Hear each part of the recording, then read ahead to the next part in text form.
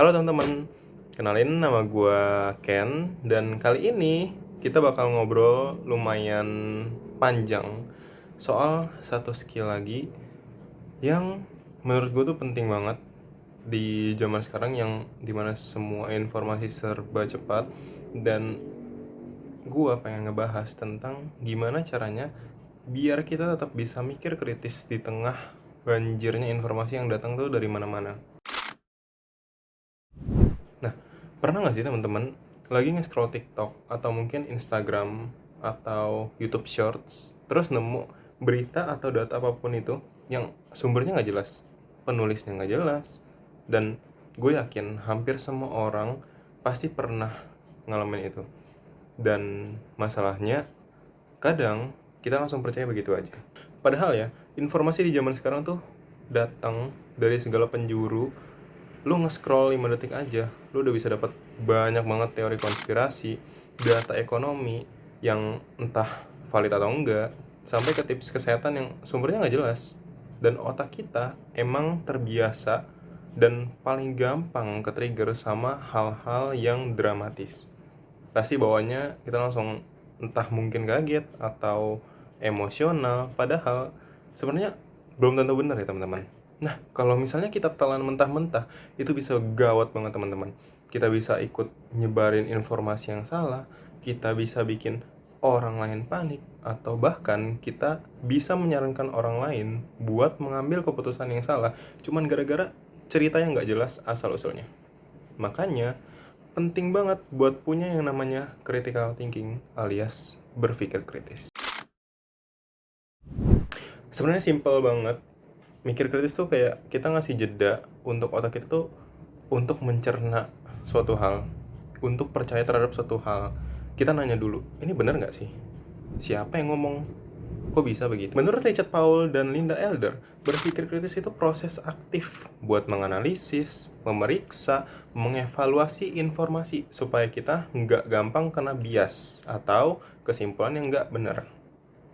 Sekarang, gimana caranya biar otak kita bisa menyaring suatu informasi? Pertama, lu harus pahamin dulu bias sama emosi. Dan Nicholson pernah bilang, sadari kalau misalnya otak kita tuh rentan bias konfirmasi, yang dimana kita cenderung mencari informasi yang cocok sama sudut pandang diri sendiri. Jadi kalau misalnya lu nerima berita yang sesuai sama apa yang lu udah percaya, yang lu udah suka, pasti lu langsung happy. Nah, mulai sekarang coba tahan dulu emosi lu, tahan dulu perasaan lu tanya dulu nih, jangan-jangan ini cuman cocok sama opini gue doang, tapi tuh nggak ada dasarnya. Jadi kalau misalnya lu ngerasa judul atau konten ini terlalu kayak, wah nih cocok banget nih, nah lu harus berhenti dulu, lu tarik nafas, dan lu nanya, ini emang valid atau cuman nge-trigger emosi gue doang. Nah, selanjutnya kita perlu banget buat validasiin sumbernya. Kalau misalnya dari WHO yang ngomongin tentang kesehatan, atau mungkin Bank Indonesia yang ngomongin tentang ekonomi, itu udah beda kelas sama akun random lainnya. Terus kalau misalnya kita mau nyari jurnal, baca jurnal, pastiin jurnalnya itu udah peer review, atau artinya udah diperiksa sama ilmuwan lain. Kadang ada standarnya kayak APA atau American Psychological Association. Nah, terus selanjutnya lu perlu banget yang namanya cross check fakta. Misalnya lu baca ekonomi Indonesia bakal ambruk di tahun depan. Nah, lu jangan langsung ditelan mentah-mentah, tapi lu buka dulu sumber yang valid. Kayak lu bisa ngeliat dari Kompas, atau misalnya Conversation Indonesia, atau lu bisa buka Tempo dan media lainnya sampai laporan resmi, mungkin dari BPS atau dari BI. Dan kalau misalnya emang banyak yang bahas dengan data yang lebih mirip atau datanya mirip banget, baru lu bisa lebih yakin. Nah, terus teman-teman bisa banget pakai yang namanya CREP. CREP ini banyak diajarin di kampus buat ngecek kualitas suatu informasi.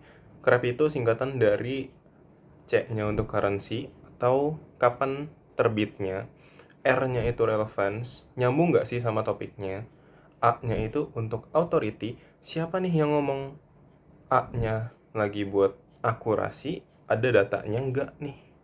Terus yang terakhir P, purpose-nya, apakah untuk jualan, untuk edukasi, untuk drama. Dan kalau misalnya lolos sama tes CREP ini, biasanya informasi itu lebih gampang dipercaya dan lebih bisa dipercaya. Nah, terakhir nih, lu bisa nanya ke diri lu sendiri, so what? Kalau misalnya emang info itu benar, terus apa? Apa dampaknya buat kita? Dan apa yang harus kita persiapin? Biar kita tuh nggak cuman jadi konsumen informasi lah, tapi kita juga bisa mikir kayak, langkah selanjutnya kita harus apa nih? Dan gua sendiri dulu pernah kena hoax. Pernah panik banget gara-gara baca info dulu vaksin itu bikin orang meninggal atau mungkin bikin orang mandul, terus akhirnya gue nge-share ke nyokap gue, nggak taunya itu hoax. Dan sejak itu gue belajar lah buat lebih hati-hati nyebar informasi. Dan intinya gini teman-teman, berpikir kritis itu kekuatan yang super banget buat otak kita. Kalau misalnya badan perlu imun biar kita nggak mudah sakit, nah pikiran juga perlu imun supaya nggak mudah termakan sama hoax. Mulai aja dari hal yang kecil. Biasakan buat bertanya, biasakan untuk ngecek, biasakan untuk memvalidasi dulu sebelum lu bisa percayakan suatu hal. Nah, kalau misalnya teman-teman punya cerita soal pernah ketipu atau pernah kena hoax atau malah pernah nyebarin hoax, tulis di kolom komentar dan sampai ketemu di video gue berikutnya.